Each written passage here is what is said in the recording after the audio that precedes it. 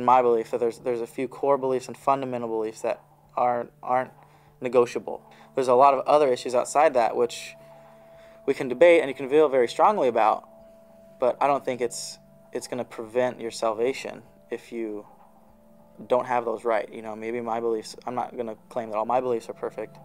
You know, I'm sure I'm off in a few areas, but I think I'm right on the core areas. But I think too many Christians get too caught up in the idea that you have to have all of the beliefs in the right vein for any of it to be valid. I wrestle with heaven and hell a lot, I think,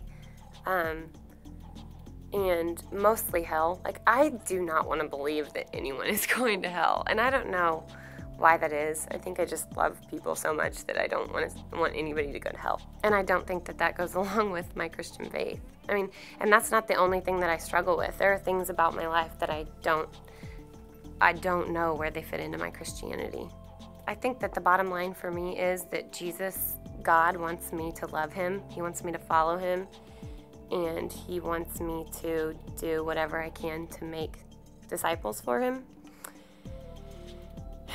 And I don't think he expects me to be perfect. I don't think that gives me a free pass to do anything that I want that's wrong, but I do think that he knows I'm going to mess up, and he knows that I have struggles and things that I wrestle with, but as long as I love him and follow him and continue to make disciples for him, that's what he wants.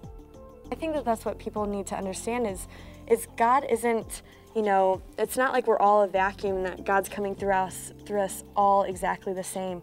Like, that's just like saying, God created this person to paint. He has the gift of painting, and maybe he can see colors a different way. Or God created this person to be, more into business and into finances, and because he has a mind like that. That's the exact same thing in my perception about faith.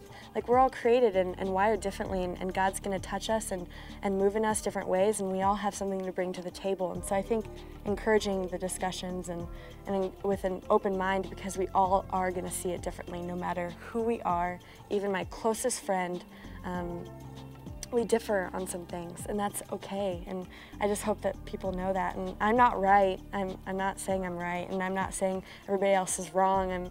I'm just trying to express how I feel about what God is revealing to me through prayer and through everything that he's been doing in my life.